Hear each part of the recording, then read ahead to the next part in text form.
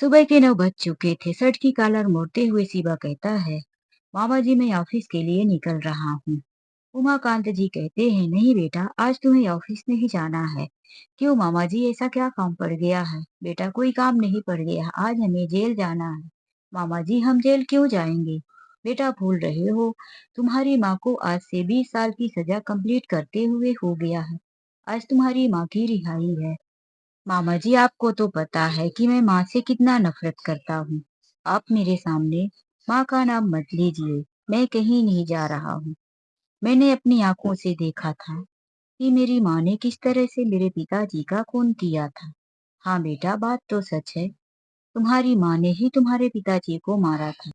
लेकिन इसके पीछे का सच तुम्हें नहीं पता। मामा जी वह सच क्या है, आप मुझे बताइए।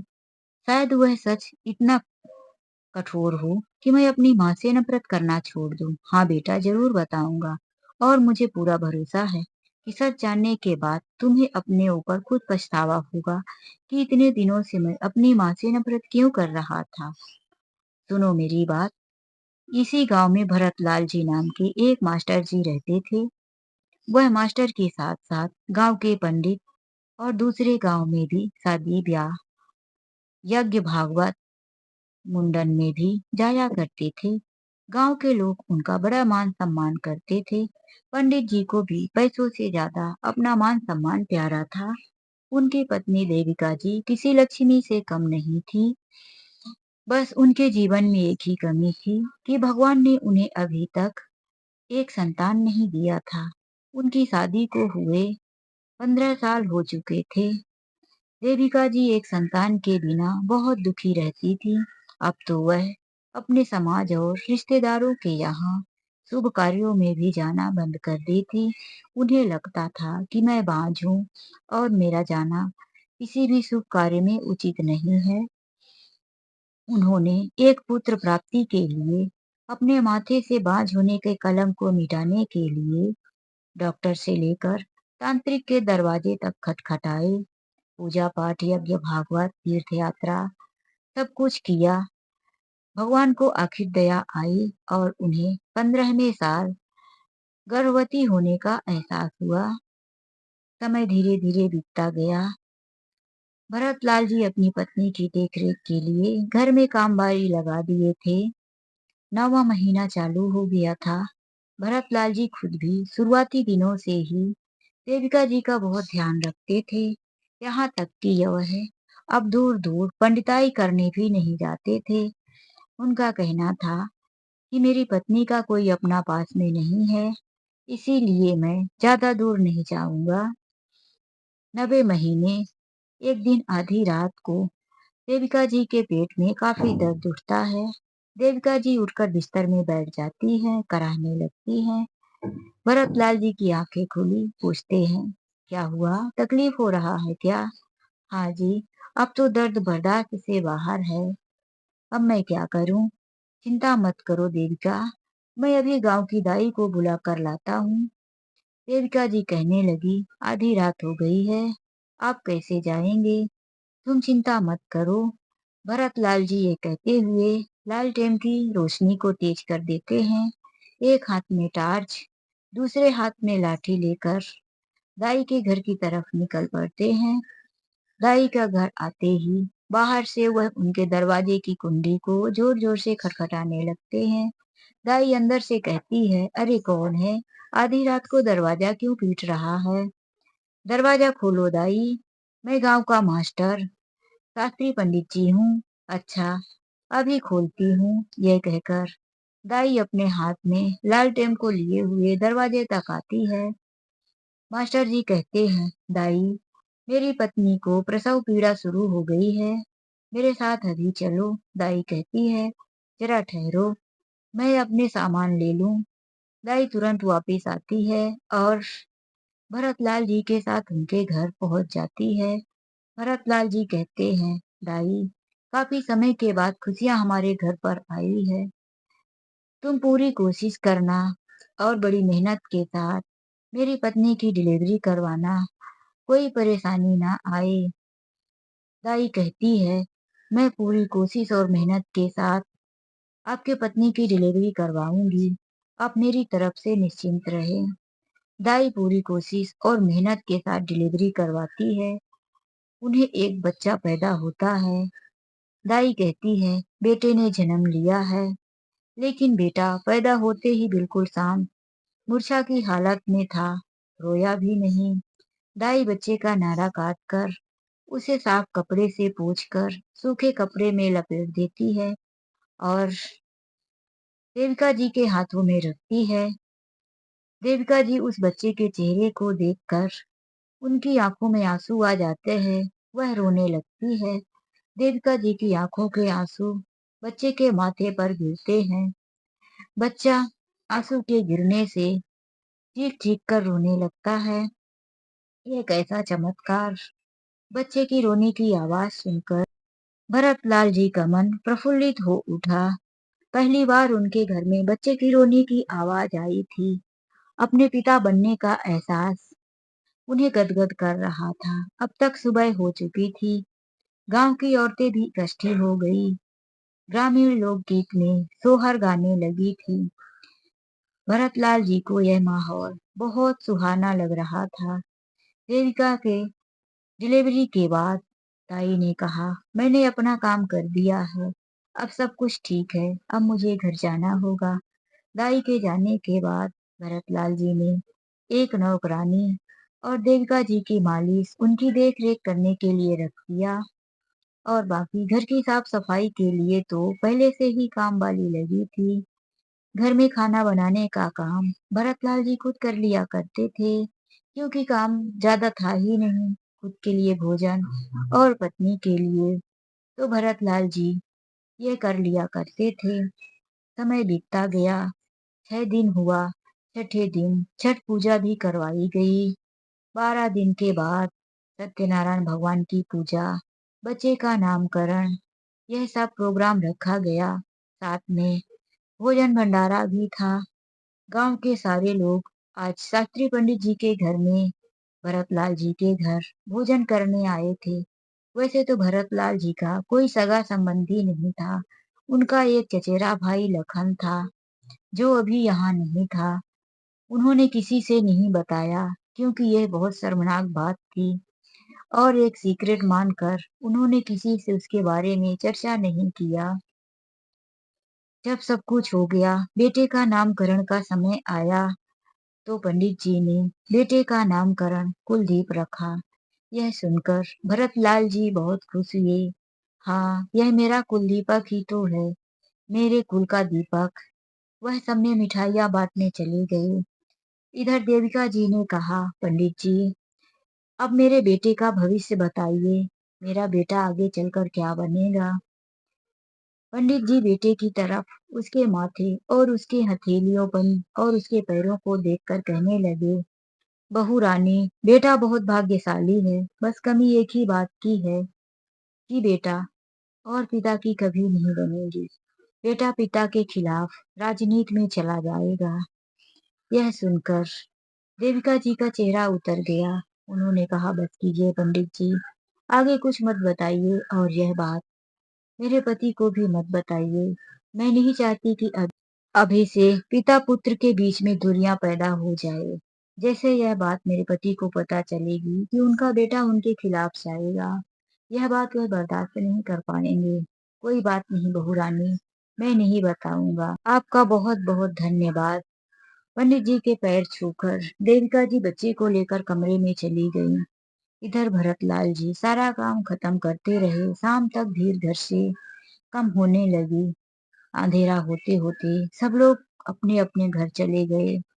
अब उस घर में भरतलाल जी और उनकी पत्नी ही बची थी। सारा काम खत्म करने के बाद भरतलाल जी पत्नी के कमरे में गए तो देखे देविका जी उदास मन से लेटी हुई थी। उनके ऊपर नजर पड़ते ही पूछने लगे, अरे क्या बात है भाग्यवान, चेहरा क्यों उतरा हुआ है? कोई बात नहीं दी, ये तो बस ऐसे ही।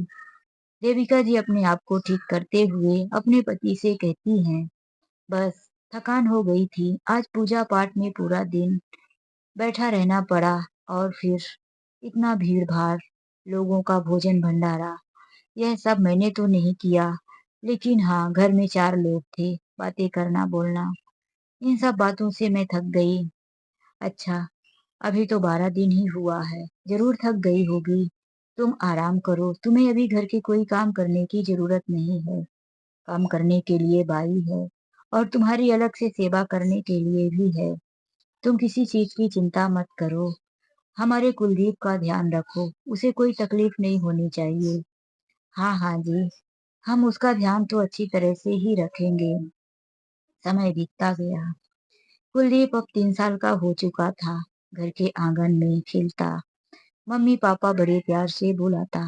उन्हें देखकर भरतलाल जी फूले नहीं समाते थे। सारी खुशियां अब उनके आंगन में थी। फिर समय इतनी तेजी से बढ़ता रहा। आज कुलदीप 5 साल का हो गया था। उसे स्कूल भेजने का भी समय आ चुका था। इसीलिए उन्होंने एक बहुत अच्छी से स्कूल में अपने बेटे का एडमिशन करवा दिया। भरतलाल जी किसी पर भरोसा नहीं करते थे। बेटे को खुद स्कूल छोड़ने जाते थे, या कि अगर उन्हें कुछ लेट होता तो पत्नी से कह देते कि बच्चे को लेने तुम खुद चली जाना, किसी और को मत भेजना। दोनों पति पत्नी हर समय अपने बच्चे को अपनी आंखों के सामने रखते थे, कभी किसी पर भरोसा नहीं करते थे। अब उनका कुलदीप आज तीसरी क्लास में पहुंच चुका था। पढ़ने लिखने में भी वह बहुत अच्छा था। स्कूल में सबसे आगे नंबर पर था। पिताजी के संस्कार उसमें झलक रहे थे। यह देखकर भरतलाल जी को बड़ी खुशी होती थी। उनका बेटा 5वीं क्लास भी अच्छे अंकों से पास किया था। पूरे संभाग में सबसे पहला नंबर उसका आया था। घर में खुशियों का माहौल था। अच्छे अच्छे पकवान बनाए जा रहे थे। तभी घर का दरवाजा किसी ने खटखटाया। भरतलाल जी जाकर दरवाजा खोले तो सामने उनका चचेरा भाई लखन खड़ा था। उसे देखकर भरतलाल जी का चेहरा बिल्कुल ठंडा पड़ गया। उत्साह कम हो गया। अरे तू लखन, जेल से कब छूटा? अरे भैया, क्या मैं हमेशा जेल में ही रहूंगा? और क्या मैं अपने से छूटा हूँ? आपने मेरी मदद नहीं की तो क्या लगता है कि कोई नहीं करेगा? मुझे विधायक जी ने जेल से छुड़वा लिया है। अंदर आने को नहीं कहोगे क्या? यह कहकर वह खुद ही अंदर आने लगा तो भरतलाल जी दूसरे साइड में आ गए। वह घर के अंदर जैसा ही आया तो उसने देखा ये छोटा बच्चा घर पे बैठा। उसे देखकर वह पूछता है, भैया ये कौन है?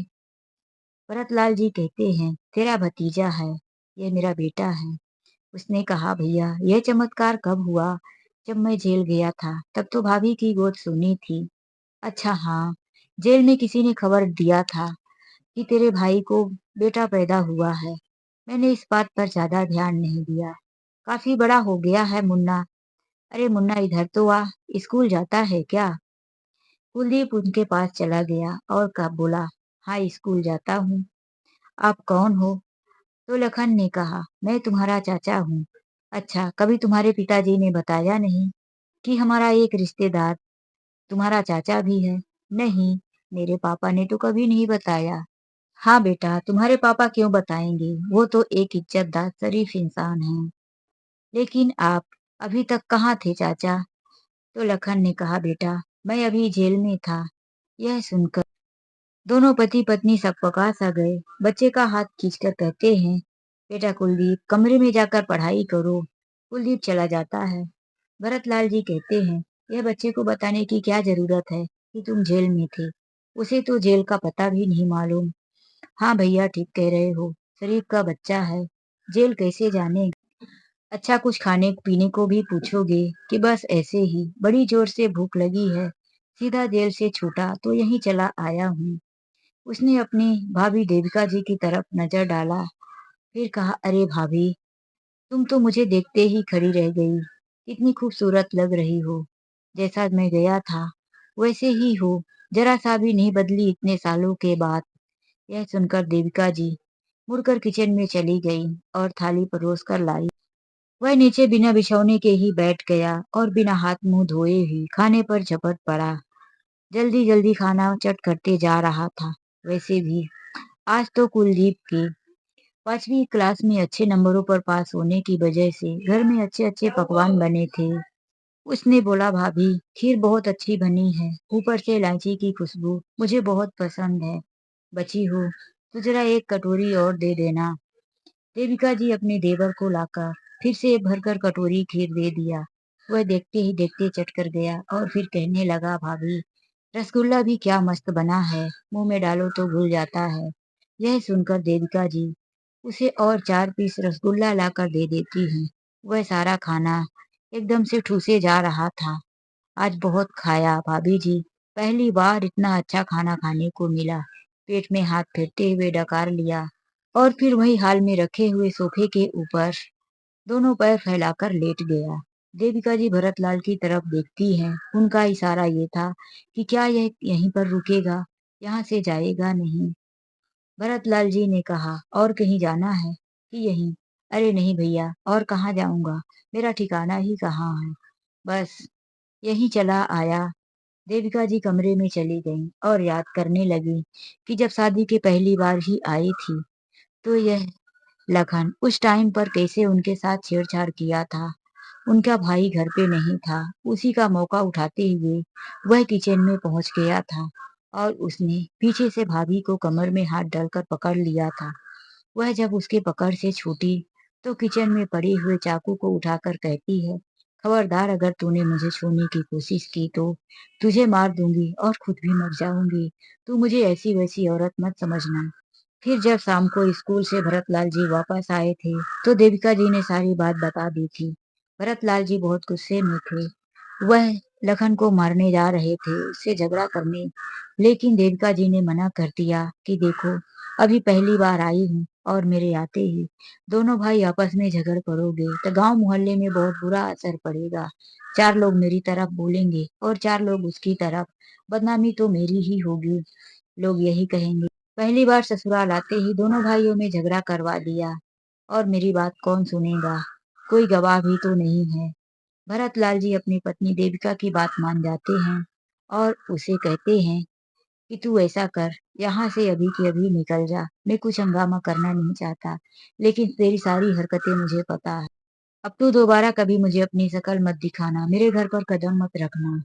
लखन उस समय पर चला गया क्योंकि वह हमेशा विधायक जी के घर पर ही रहता था, उनकी चमचागिरी करता था, इसीलिए उसे रहने का ठिकाना था।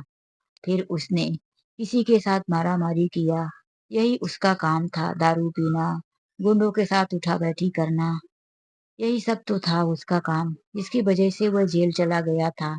और फिर जब छूटा तो आज डायरेक्ट भैया भाभी के घर चला आया। इसीलिए वह लोग उसे नहीं रखना चाहते थे। लेकिन देविका जी बहुत डरी हुई थी। वह अपने पति भरतलाल जी से कहती हैं कि आपको तो पता है, एक एक से गुंडों से इसकी पहचान है, गुंडों के साथ इसका उठना बैठना है।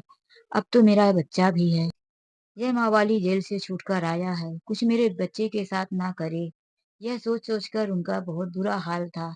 वह अंदर ही अंदर बहुत डरी हुई थी। तभी लखन ने आवाज दिया, ओ भौजी, एक गिलास पानी तो दो, बहुत खा लिया है, बार बार प्यास लग रही है।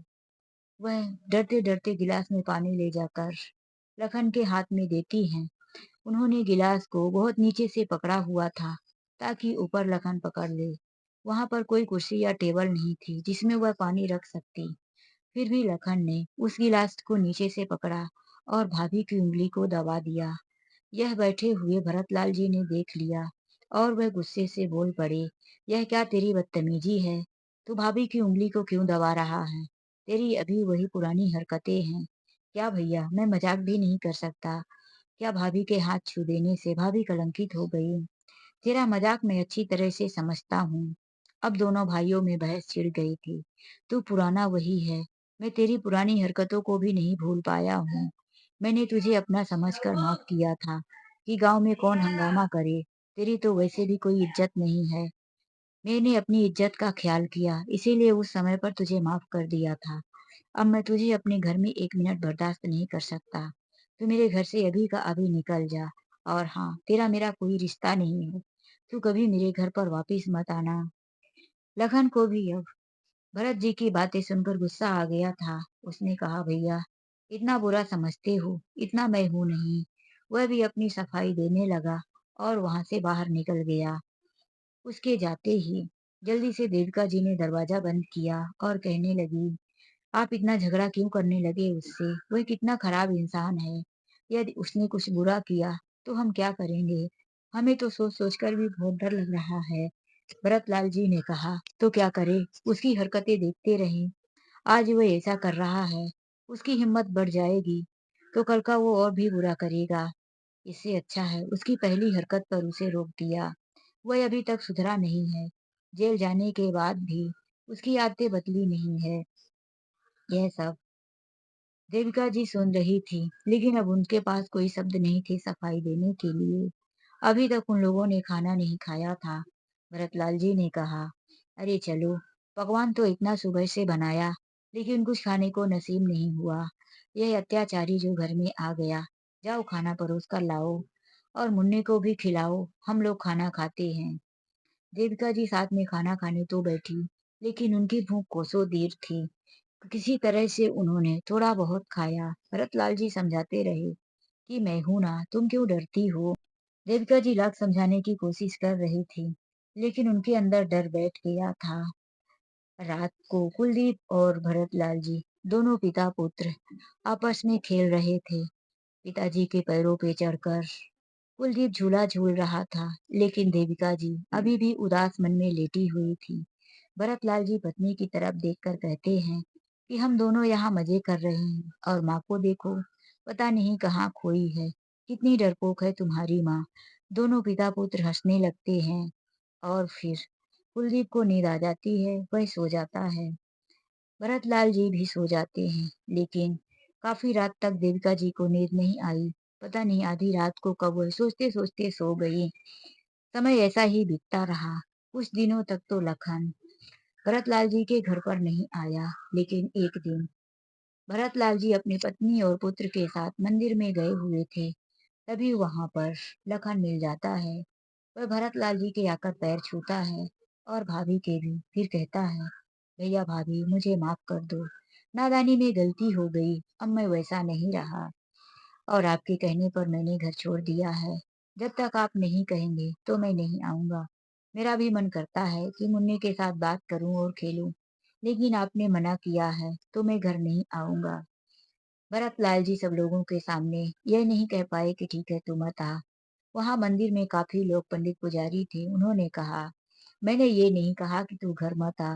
मेरा कहने का मतलब ये है कि इंसान को कभी न कभी सुधर जाना चाहिए और मैं यही चाहता हूँ कि तू अपनी आदतें सुधार। आखिर तेरा इस दुनिया में मेरे सिवा है ही कौन। उस दिन के बाद लखन घर भी आने लगा, लेकिन अब वह भाभी के साथ मजाक मस्ती या कुछ ऐसी वैसी हरकतें नहीं करता था। शांति से बैठता, घर में जो कुछ खाना मिलता भाभी के हाथों का बना खाकर चला जाता। उसने एक दिन कह भी दिया कि मेरा मन करता है माँ के जैसा खाना खाने को, इसीलिए चला आता हूँ भैया, क्योंकि होटल का खाना माँ के हाथों का स्वाद कहाँ लाता है। भरतलाल जी ने कहा, कोई बात नहीं, खाना देने से कुछ तुझे कौन मना कर रहा है। वह आता खाना खाता और चला जाता। समय बीतता गया। भरतलाल जी अपने बेटे की पढ़ाई पर काफी ध्यान दे रहे थे। उनका बेटा अब 10वीं क्लास में भी आ चुका था। बेटे को खूब कड़ी मेहनत करवाई और बेटा 10वीं क्लास में भी बहुत अच्छे अंकों में पास हुआ। इस बार फिर से उसने पूरे जिले में टॉप किया था। भरतलाल जी अपने बेटे की इस कामयाबी और इतनी मेहनत पर बहुत खुश रहते, फूले नहीं समाते। उन्हें लगता था कि मेरा बेटा मेरे ही नक्शे कदम पर चल रहा है। इधर लखन घर पर आकर तो कुलदीप से बातें नहीं करता था, लेकिन जब उसे पता चलता कि कुलदीप स्कूल जा रहा है, तो वह जैसे ही हाफ छुट्टी होती थी, उस समय पर वह कुलदीप से मिलने चला जाता और कहता, बेटा मैं तेरा चाचा हूँ, तुझे तो पता ही है। बस तेरे घर पर नहीं आता क्योंकि मैं बहुत व्यस्त रहता हूँ, लेकिन तुझसे मिलने आता हूँ। मैं तेरा इकलौता चाचा हूँ और मैं तुझसे बहुत प्यार करता हूँ। कभी कभी तो वह कुछ खाने पीने को चॉकलेट आइसक्रीम वगैरह भी दिलाता। कभी कुलदीप को लेकर होटल में नाश्ता करवा देता था। कुलदीप के साथ उसका मिलना जुलना काफी रहा। उसने अपनी आदतें भी कुलदीप को लगाना शुरू कर दिया था। कुलदीप आज 12वीं क्लास में था। एक दिन कुलदीप एक होटल में बैठा हुआ सिगरेट पी रहा था। यह सारी आदतें लखन ने ही लगाई थी। कुलदीप के साथ और भी बिगड़े हुए बच्चे थे जो उसी की तरह कुछ न कुछ खा पी रहे थे। यह स्कूल से आते हुए भरतलाल जी ने देखा तो मानो उनकी पैरों तले से जमीन सरक गई। जिस बेटे को उन्होंने आज तक इतना संस्कार दिया, आज वही बेटा किसी होटल में बैठकर सिगरेट पी रहा था। वह गुस्से से आग बबूला हो गए और बेटे के पास जाकर जोर से 2-3 थापड़ लगा दिए और उसे खींचकर अपने साथ घर लेकर आ गए। यहीं से होती है पिता और पुत्र के बीच में दरार पैदा। इसके बाद से कुलदीप पिता से बातें करना छोड़ देता है। उसे बहुत गुस्सा आती है। होटल में उसके स्कूल के कितने बच्चे थे, कितने उसके पहचानने वाले लोग थे और उन सबको सामने पापा ने उसे थप्पड़ मार दिया। उसे अपना बहुत अपमान होता महसूस हुआ।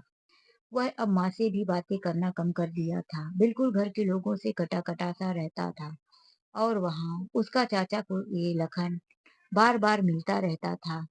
ये साल 12वीं क्लास भी अच्छे से उसने पास किया। कॉलेज का समय आया तो भरतलाल जी ने कहा, बेटा अब तू यहाँ कॉलेज में एडमिशन मत ले। मैं तुझे बनारस भेजूंगा शास्त्र पढ़ने। तू एक बहुत बड़ा शास्त्री बनकर वहां से आएगा। मेरी इच्छा यही है। लेकिन सीधे कुलजीत ने मना कर दिया, पापा मैं वहां ये पढ़ने नहीं जाऊंगा। तो फिर भी भरतलाल जी ने कहा, तू डॉक्टरी की पढ़ाई के लिए ट्रेनिंग कर ले। नहीं पापा, मैं तो बीए में एडमिशन लूंगा। पिता की बात नहीं माना और उसने बीए फर्स्ट ईयर में एडमिशन ले लिया। और इधर लखन पूरी कोशिश में लगा था कि एक दिन मैं कुलदीप को बिगाड़ दूं ताकि भरतलाल जी का घमंड टूटे। वह अपने भतीजे को राजनीति में लाना चाहता था। वह सब कुछ करवाना चाहता था जो वह खुद करता था। विधायक जी कुलदीप को सलाह देते हैं कि बेटा तू कॉलेज का लीडर बन जा, हम तेरे साथ है। जब तू लीडर बन जाएगा तो तेरा जलवा होगा, कोई तेरी तरफ आंखें उठाकर भी नहीं देखेगा। कुलदीप मना कर देता है, नहीं, यह सब मेरे पापा को पसंद नहीं है और मुझे इन सब की जानकारी भी नहीं है। वह वहां से घर चला आता है। फिर लखन एक दिन उनको फंसाने के लिए स्कूल की एक अलमारी में ले जाकर कुछ पैसे रख देता है और फोन करके बता देता है कि भरत लाल जी स्कूल के जो मास्टर है उन्होंने बच्चे को पेपर लीक किया है और उसके बदले उन्होंने पैसे लिए हैं। जल्दी कीजिए, अभी अभी पैसे स्कूल के अलमारी में है। प्रिंसिपल के साथ जब पुलिस जाती है, उनकी अलमारी को खोलते हैं तो उसमें से लाख रुपए निकल जाते हैं। यह देखकर पुलिस उन्हें हाथों हाथ पकड़ लेती है। भरतलाल जी चीख चीख कर कहते रहते हैं कि मैंने कोई पेपर लीक नहीं किया है और ना ही किसी से पैसा लिया है, लेकिन उनकी बात कोई सुनने वाला नहीं था। यह बात जब कुलदीप सुनता है तो बहुत परेशान होता है। पापा जी के पास जाता है और वह पुलिस के सामने भी कहता है कि मेरे पापा एक ईमानदार व्यक्ति हैं। यह उनके ऊपर कलंक है, किसी ने उन्हें फंसाया है। कुलदीप की समझ में कुछ नहीं आता। वह वापिस आकर रोने लगता है। घर पर माँ बहुत रो रही थी, परेशान थी। कहती है, बेटा इसकी इतने सालों बाद पहली बार तुम्हारे पिताजी के ऊपर कुछ कलंक लगा है। वह ये सदमा बर्दाश्त नहीं कर पाएंगे। कुलदीप के समझ में कुछ नहीं आता है। उसे विधायक जी की याद आती है। वह जल्दी से विधायक जी के पास पहुंचता है और कहता है, विधायक जी मेरी मदद कीजिए, मेरे पिताजी को निर्दोष छुड़वाइए। आप जैसा कहेंगे मैं वैसा ही करने को तैयार हूँ। विधायक जी यही तो चाहते थे। फिर उन्होंने पूरी कार्यवाही की, छानबीन की तो पता चला कि यह काम भरतलाल जी ने नहीं किया है। इधर स्कूल के चपरासी को कुछ पैसे देकर उससे गुनाह कबूल करवा लिया जाता है कि यह सब कुछ मैंने किया था और भरतलाल जी को फंसा दिया। पैसों के दम पर स्कूल का चपरासी आरोप अपने ऊपर ले लेता है और लखन भी बच जाता है। भरतलाल जी निर्दोष साबित हो जाते हैं। उसके बाद आती है कुलदीप को अपने किए हुए वादे को निभाने की। कुलदीप कॉलेज का लीडर बनने के लिए तैयार हो गया, फॉर्म भर दिया और विधायक जी के सपोर्ट से जीत भी जाता है। यह बात जब भरतलाल जी को पता चली तो वह बहुत नाराज होते हैं, लेकिन कुलदीप समझाता है कि पापा मेरे पास कोई दूसरा सहारा नहीं था आपको छुड़ाने का, इसीलिए मैंने विधायक जी से मदद लिया और आपको छुड़वाया। बेटे की बात सुनकर वह काफी परेशान होते हैं, लेकिन उसे माफ कर देते हैं। अब विधायक जी के पक्ष में कॉलेज के सारे नौजवान बच्चे थे। समय समय पर विधायक जी को प्रचार प्रसार की जरूरत पड़ती तो सारे बच्चे जी जान से जोर लगा देते थे। समय बीतता गया। एक दिन लखन दोपहर के समय में घर पहुंच जाता है। भाभी, ओ भाभी, दरवाजा खोलो। जैसे ही देविका जी दरवाजा खोलती हैं तो सामने लखन गले में माला डाले हुए खड़ा था। अरे ये क्या? माला? और पीछे लखन की पत्नी। देविका जी पूछती हैं, ऐसा लग रहा है शादी करके आ रहे हो? हाँ भाभी, शादी करके आया हूँ, अंदर नहीं आने को कहोगे? आओ आओ, क्यों नहीं कहूंगी। देविका जी दोनों को अंदर बुला लेती हैं। एक बिछौना बिछाकर दोनों को बिठा देती हैं। तभी भरत लाल जी भी कहीं से आ जाते हैं। लखन को इस तरह से देखकर वह पूछने लगते हैं, यह घर में सब क्या हो रहा है? यह यहाँ क्या कर रहा है? तो देविका जी कहती हैं कि लखन देवरानी लेकर आया है। भरतलाल जी कहते हैं, ऐसा कैसे, बिना सूचना बिना खबर किए कब शादी कर लिया इसने? लखन उठकर कहता है, भैया मैं सारी बातें बताता हूँ, आप पहले सुनिए फिर नाराज होना। कहने लगता है कि यह औरत मंत्री जी के यहाँ खाना बनाने का काम कर, ब्राह्मण परिवार से ही है, लेकिन ये विधवा है। इसका एक बेटा भी है जो अभी घर में है। मेरा और इसका काफी टाइम से प्रेम प्रसंग चल रहा था, लेकिन कल विधायक जी की पत्नी ने हम दोनों को बात करके देख लिया तो हंगामा कर दिया। कहने लगी, हमारे घर में सब बूढ़े बच्चे जवान रहते हैं, यह सब कुछ नहीं चलेगा मेरे घर पर। बात विधायक जी तक पहुंच गई। विधायक जी ने सुझाव दिया, यदि तुम पसंद ही करते हो तो ले जाओ, इसके साथ शादी कर लो। और मैं शादी करके यहाँ आ गया। मेरा कोई अपना नहीं है आप लोगों के सिवा। उसकी सारी हालात सुनकर भरतलाल जी उसे माफ कर देते हैं और फिर सारी रीति रिवाज रस्मों के बाद रूपमती को लखन के हिस्से की चाबी दे देती हैं और कहती हैं कि तुम अपने बेटे देवा को भी अपने साथ रखो और अपना सुखी जीवन व्यतीत करो। पत्नी के आ जाने के बाद लखन काफी सुधर गया था। समय यूं ही बीतता गया। रूपमती का बेटा देवा भी बड़ा होता गया और इधर देविका जी का बेटा कुलदीप भी बड़ा हो चला था। वह राजनीति में उलझा रहता था, लेकिन साथ साथ कॉलेज की पढ़ाई भी कर रहा था। उसका लास्ट ईयर चल रहा था। एक दिन लखन और लखन की पत्नी रूपमती दोनों तीर्थ यात्रा पर गए हुए थे।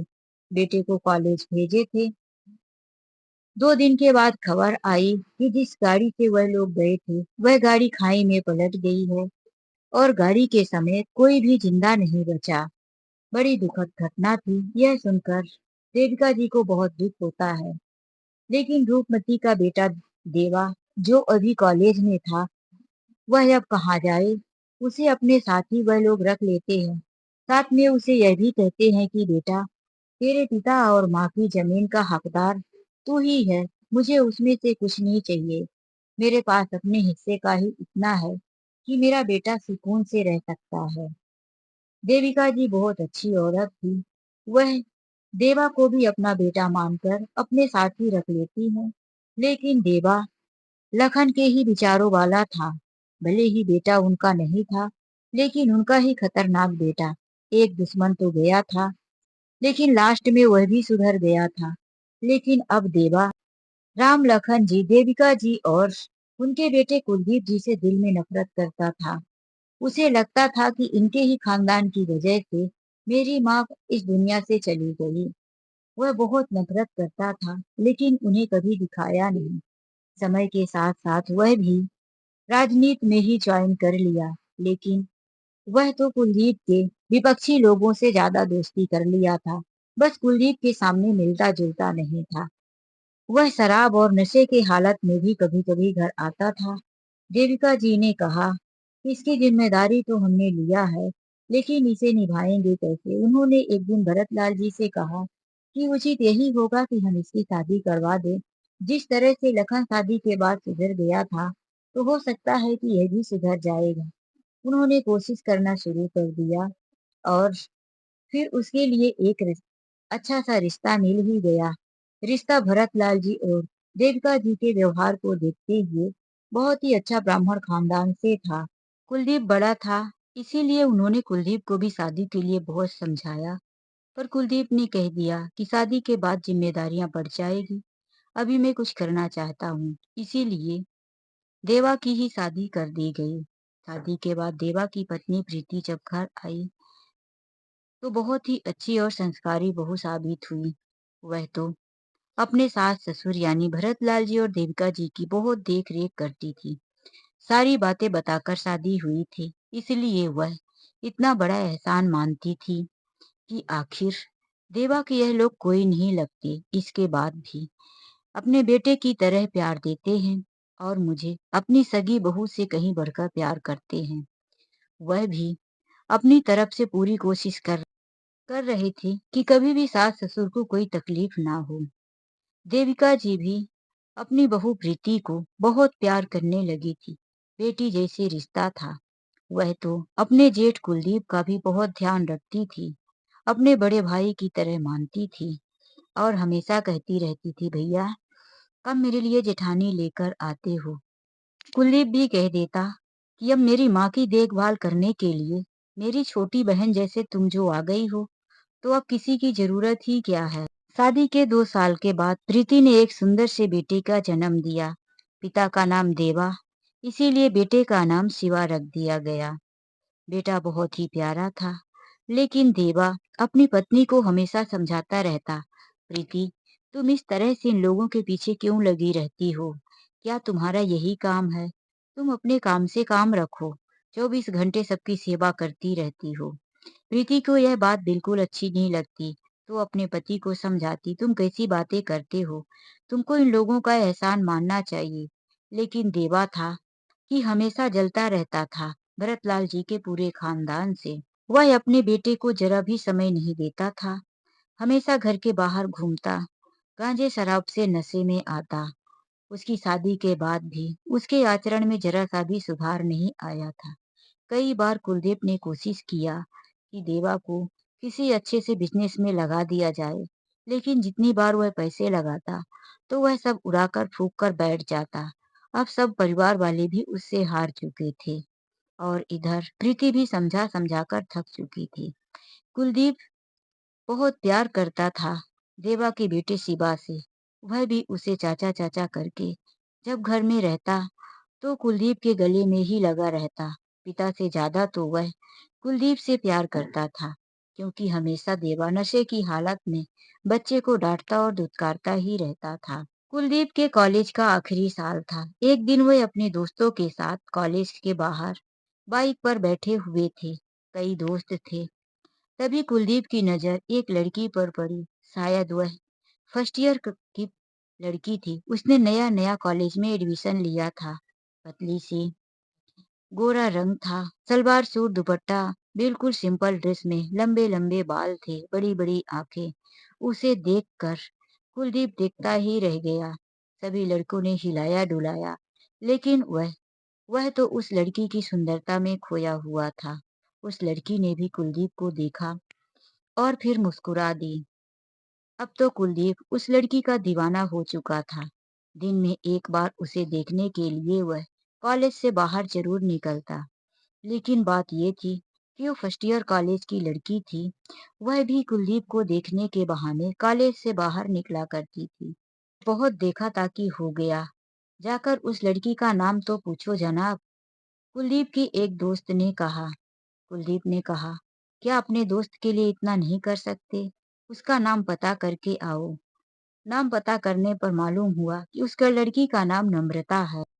कुलदीप ने एक दिन देखा कि नम्रता उसके पास से निकलते हुए एक पेपर को मोड़कर फेंक दी।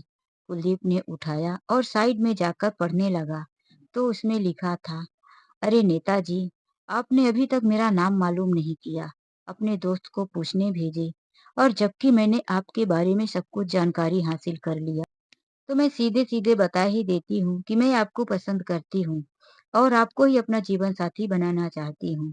पढ़कर तो मानो कुलदीप की दुनिया ही खिल उठी थी। वह बहुत खुश था, लेकिन वह जब पता लगाया तो वह लड़की नीची खानदान की थी। कुलदीप यह सोचकर डर गया कि मेरे माता पिता कैसे स्वीकार करेंगे। जब देवा को यह बात चली तो उसने कुलदीप का साथ दिया और कहा, भैया किसी तरह से तो एक लड़की पसंद आई है और वह भी सामने से प्यार का इजहार कर चुकी है। अब पीछे मत हटो, हम आपका साथ देंगे।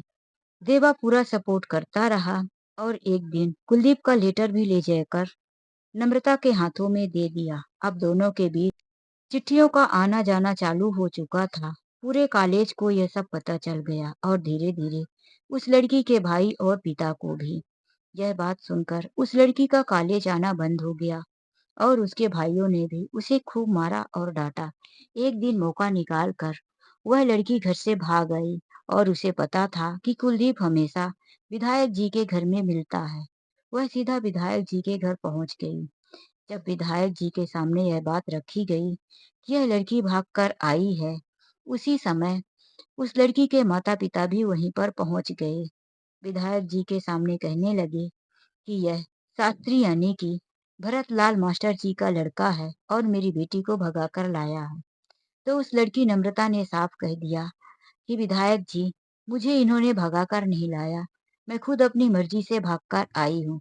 इन्हें तो पता भी नहीं था कि मैं भागकर आई हूँ और अब मैं बालिग हो चुकी हूँ। अपनी मर्जी से शादी कर सकती हूँ। जब विधायक जी ने लड़की की बात सुनी तो लड़की के पक्ष में ही फैसला किया। उन्होंने कहा, यदि कोर्ट में भी जाओगे तो वहां यही फैसला मिलेगा, क्योंकि लड़की अपनी मर्जी से शादी कर सकती है।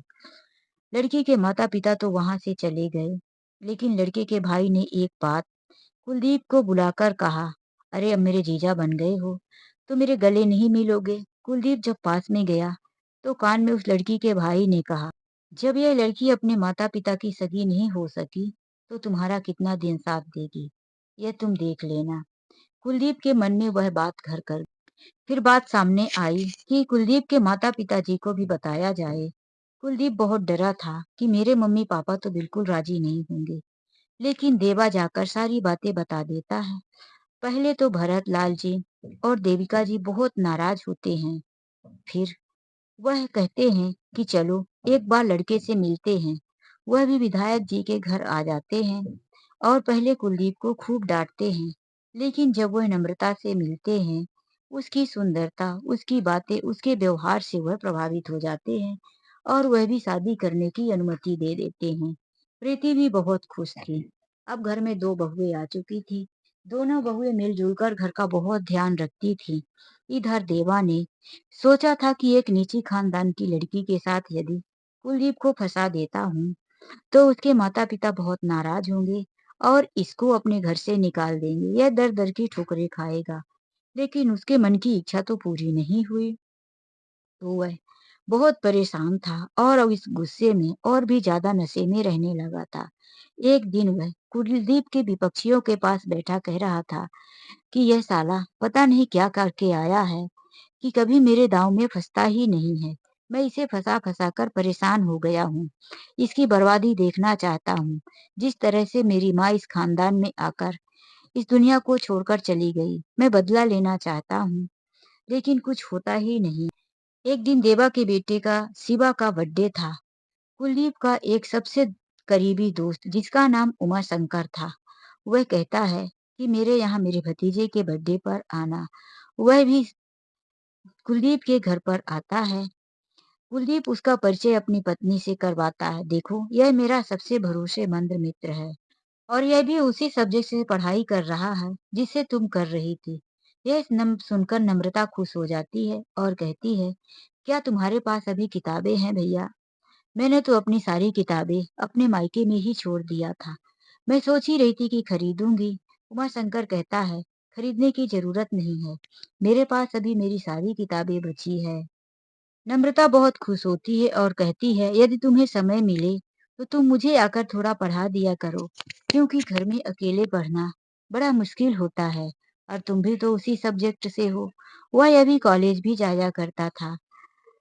कुलदीप भी कहता है, हाँ हाँ उमा शंकर, क्यों नहीं, तुम मेरी पत्नी को पढ़ा दिया करो। अब तो उमा शंकर कुलदीप के घर में रोज 2 घंटे के लिए आता और नम्रता को पढ़ाता। बस देवा को यहीं से मौका मिल गया।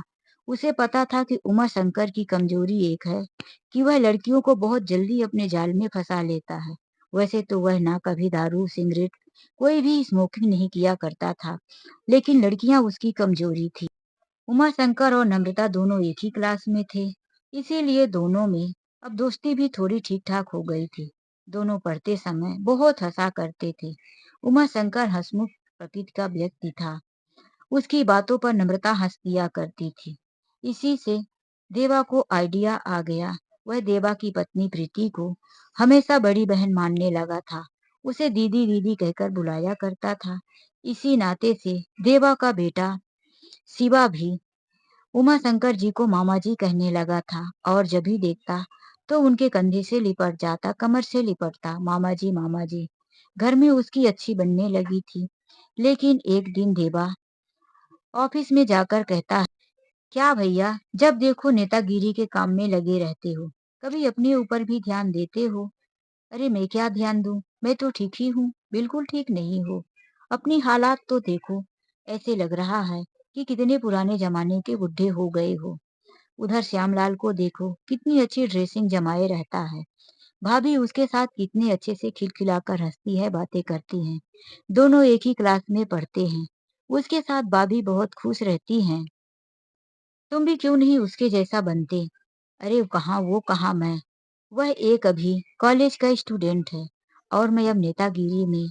मुझे तो उसके जैसे जीन्स और टी शर्ट पहन के चला भी नहीं जाएगा। काफी समय से मेरी एक कुर्ते पैजामा पहनने की आदत हो गई है। ठीक है भैया, लेकिन आपको कुछ ध्यान देना पड़ेगा।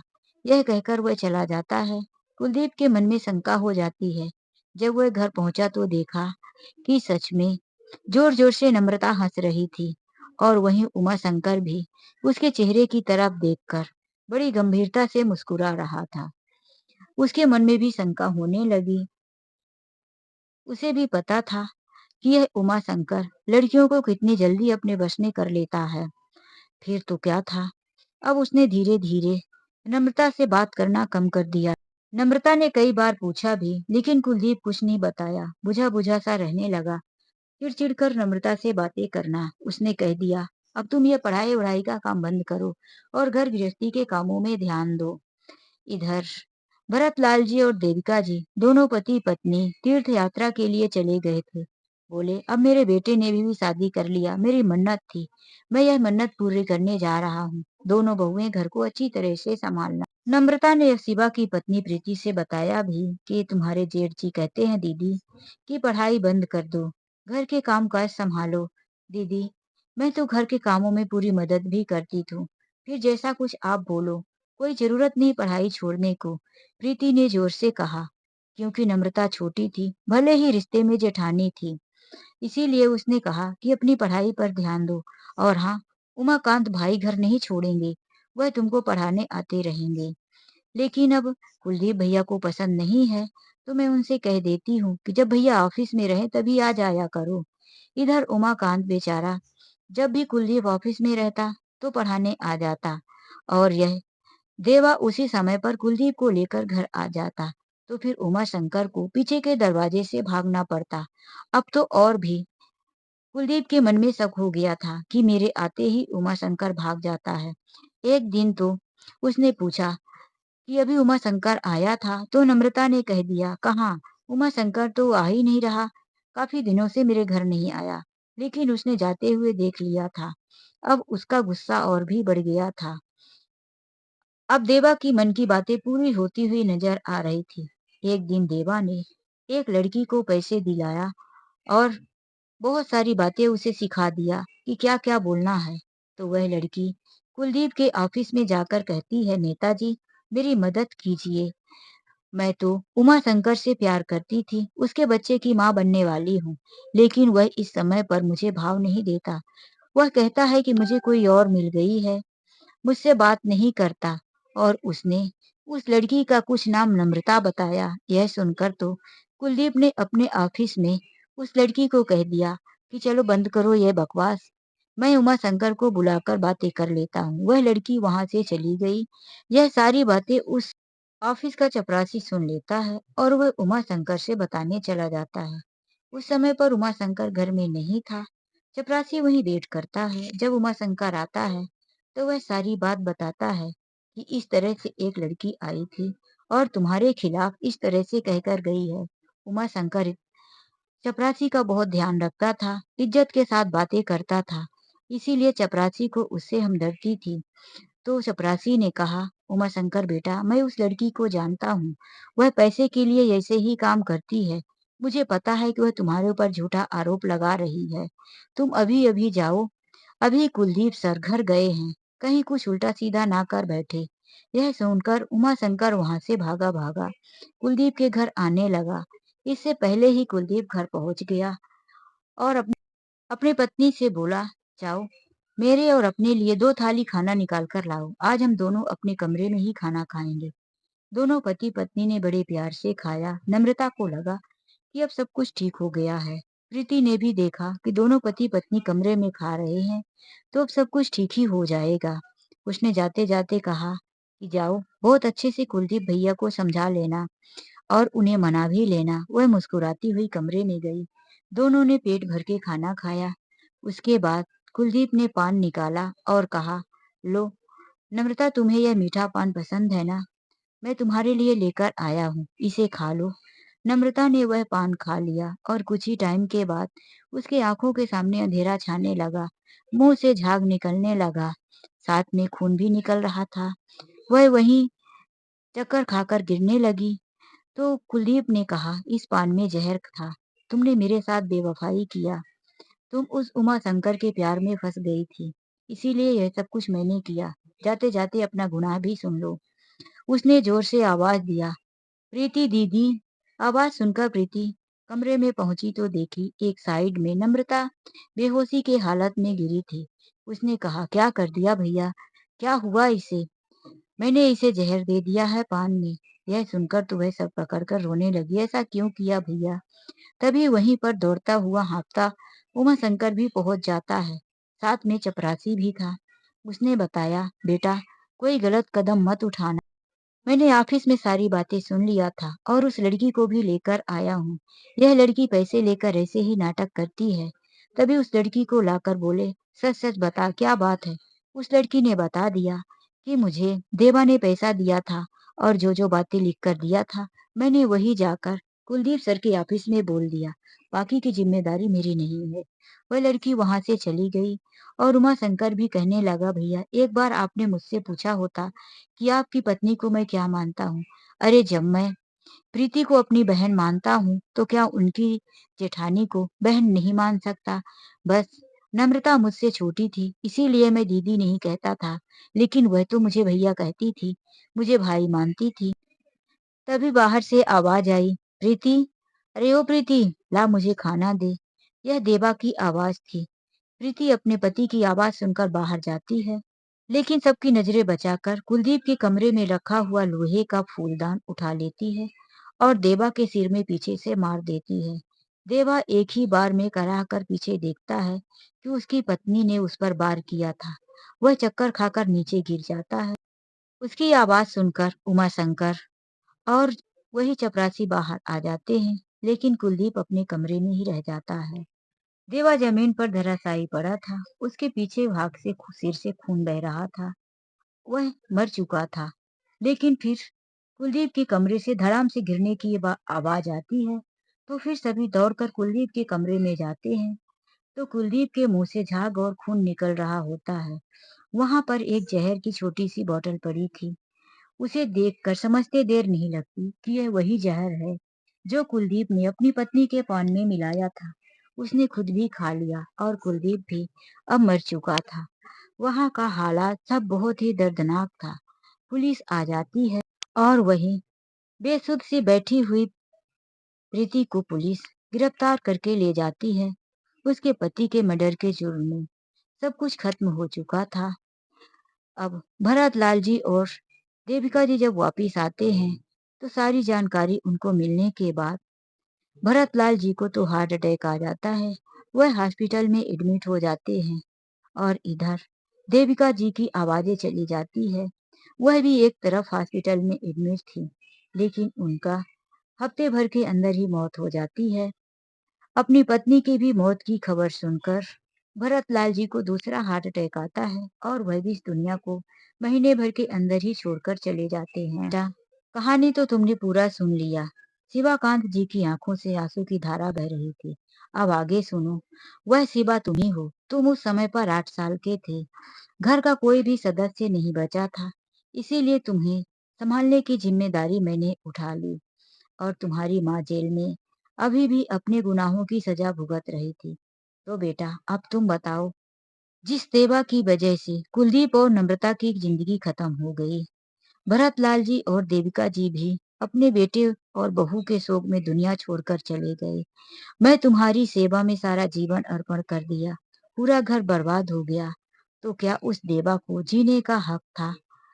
प्रीति ने जो किया तो गलत किया या सही? तुम अपनी माँ को क्या अभी भी गुनाहगार समझते हो? शिवा दोनों हाथों से अपने आंखों के आंसू पोंछते हुए कहता है, नहीं मामा जी, माँ ने कोई गलत काम नहीं किया। माँ ने तो उस घर का कर्ज उतारा है।